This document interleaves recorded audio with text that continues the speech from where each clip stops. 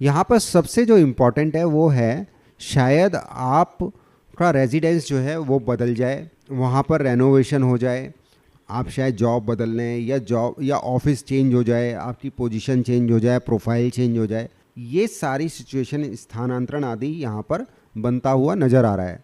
राधे राधे दोस्तों, मैं आचार्य राधा वल्लभ मिश्रा आपका हमारे चैनल एस्ट्रो प्रॉफिट में बहुत बहुत अभिवादन करता हूँ। बृहस्पति मेष राशि से वृषभ राशि में संचार करने जा रहे हैं 1 मई 2024 से 14 मई 2025, अंदाजन 12.5 महीने ये वृषभ राशि में ही गोचर करने जा रहे हैं। और ये जो राशि परिवर्तन हो रहा है ये आपके जीवन पर, आपके स्वास्थ्य पर, धन पर, परिवार पर, लाभ पर, हानि पर, व्यवसाय पर, जॉब पर किस तरह प्रभाव देने वाला है उसे इस वीडियो के माध्यम से हम जानने जा रहे हैं। 9 अक्टूबर 2024 को बृहस्पति वक्र होने वाले हैं, जो 4 फरवरी 2025 को दोबारा से मार्गीय अवस्था में वापस लौटेंगे। अब जानते हैं इन सबका किस तरह से आप पर प्रभाव पड़ने वाला है और आज का ये वीडियो आरंभ करते हैं। मीन राशि के जो हमारे मित्र हैं उनके लिए बृहस्पति प्रथम भाव और दशम भाव के स्वामी हैं। यहाँ बृहस्पति लगन भाव के भी स्वामी हैं, तो बहुत इंपॉर्टेंट हैं। और यहाँ से बृहस्पति का तीसरे भाव से जाना वो किस तरह से परिणाम देता है इसे समझते हैं। यूजली तीसरे भाव से बाहुबल, साहस, मानसिक स्थिरता, दृढ़ता, छोटी यात्राएं, छोटे भाई बहन, इन सब विषयों के बारे में जाना जाता है। पड़ोसी हुए उनके विषय में जाना जाता है, छोटी मोटी यात्राएं हैं वो जानी जाती हैं। और ये अष्टम से अष्टम भाव है, तो बहुत बार पैतृक संपत्ति के बारे में भी इस भाव से जाना जाता है। अब शास्त्रों में जो वर्णन आया पहले उसे समझते हैं, फिर आपकी राशि पर जिस तरह से प्रभाव देने वाले हैं वो दोनों बातें समझते हैं। शास्त्रों में ऐसा है, जब बृहस्पति तीसरे भाव से जाते हैं तो शरीर में संताप होता है, परिवार वालों से थोड़ा मनमुटाव होता है, कहासुनी होती है, और जो व्यवसाय है, जॉब है, उसमें जो है थोड़े झंझट पैदा होते हैं और बहुत बार ऐसी सिचुएशन भी बन जाती है जॉब छूट जाए। राज्य कर्मचारी जो हैं उनकी तरफ से भी परेशानी आती है। मित्र जो हैं उनका भी इस पीरियड में बहुत अच्छा नहीं होता, उन्हें भी परेशानी होती है, उन्हें धन संबंधी परेशानी हो जाए, उनका मान सम्मान में परेशानी हो जाए, ये भी स्थिति आपकी पत्री में बता रही है। यात्राएं भी जो है वो बहुत ज़्यादा लाभप्रद नहीं रहती, ये मोटे तौर पर शास्त्रों में ऐसा वर्णन आया है। अब मीन राशि के लिए किस तरह प्रभाव दे रहे हैं उसे समझ लेते हैं। यहाँ बृहस्पति आपके सप्तम भाव, नवम भाव और लाभ भाव पर दृष्टि दे रहे हैं। बृहस्पति का तीसरे भाव में संचार होने से काम से संबंधित चुनौतियां तो बढ़ती हैं, ये तो है।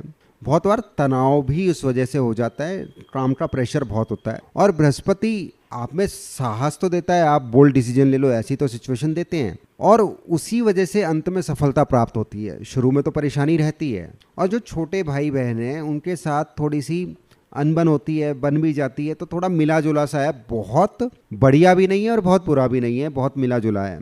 छोटी मोटी यात्राओं पे जाना पड़े ऐसी स्थिति है, और बहुत बार वो यात्राएं जो हैं उतनी फ्रूटफुल नहीं रहती, ऐसी भी बात है। यहाँ पर सबसे जो इम्पोर्टेंट है वो है शायद आपका रेजिडेंस जो है वो बदल जाए, वहाँ पर रेनोवेशन हो जाए, आप शायद जॉब बदल लें या जॉब या ऑफिस चेंज हो जाए, आपकी पोजीशन चेंज हो जाए, प्रोफाइल चेंज हो जाए।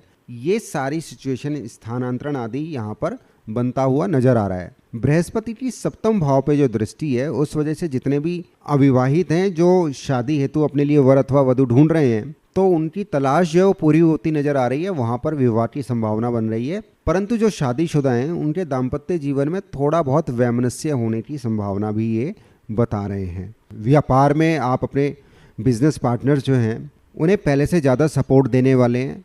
पार्टनरशिप में कोई नया कार्य बने ऐसी संभावना है, और उसमें लाभ भी होने की स्थिति यहाँ बन रही है।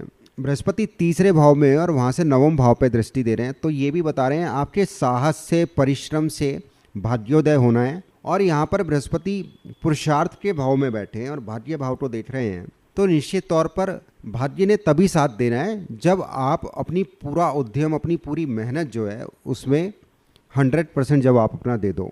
पुरुषार्थ तो यहाँ जरूरी है और उससे परिणाम भी प्राप्त होना है, ये अच्छी बात है। और यहाँ से बृहस्पति की लाभ भाव पर अपनी नीच राशि में दृष्टि है, तो इसी वजह से थोड़ा सा आय में वृद्धि तो होती है, पर वो थोड़ी डिले से होती है। वो शनि की राशि है, तो शुरुआत में शायद अड़चन आए, फिर धीरे धीरे जैसे जैसे समय बीतेगा तो स्थिति में सुधार होना आरंभ हो जाना चाहिए।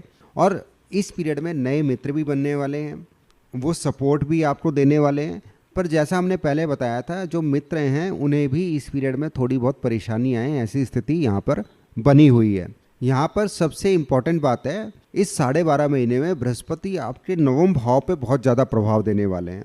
तो नवम भाव पर प्रभाव होने से वो ये बता रहे हैं कि यदि आप इस पूरे 12.5 महीने में जो भी कार्य में आप जाना चाहते हैं, जो भी जिस भी लाइन में आप जाना चाहते हैं, तो उसमें आपके जो मेंटोर हैं, जो आपके गुरु हैं, आपके पिता हैं, आप पिता तुल्य हैं, उनकी सलाह से अवश्य लाभ प्राप्त होगा। तो सबसे बड़ी बात है, 12.5 महीने में आप अपने लिए आपके जो मेंटोर हैं, जो जिनसे आपको प्रेरणा मिलती है, आप अवश्य उनसे सलाह अवश्य लें।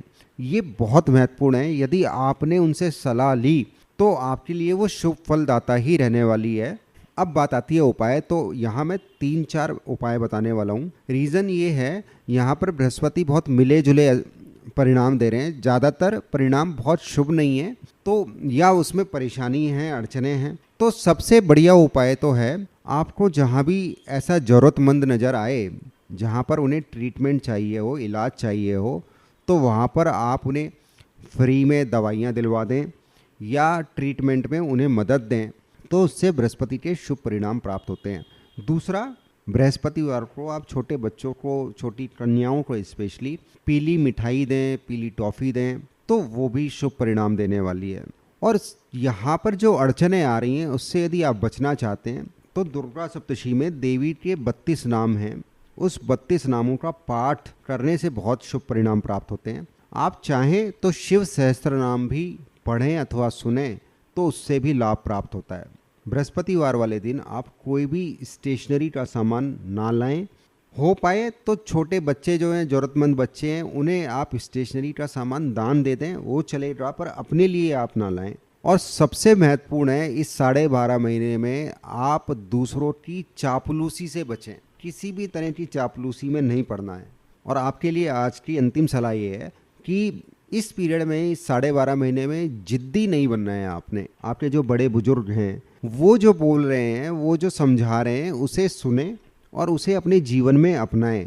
जिद्दीपना छोड़ दें तो शायद ये 12.5 महीने अच्छे चले जाएं। अन्यथा बृहस्पति जो है वो अशुभ परिणाम देने में बहुत ज़्यादा विलंब नहीं करते। आशा है ये जो मीन राशि के लिए हमने राशिफल बताया है, ये आपको लाभप्रद रहने वाला है। इससे संबंधित जो उपाय है वो आपको समय समय पर सहायता देने वाले हैं। बहुत जल्दी नई वीडियो में फिर से भेंट होगी। तब तक के लिए राधे राधे।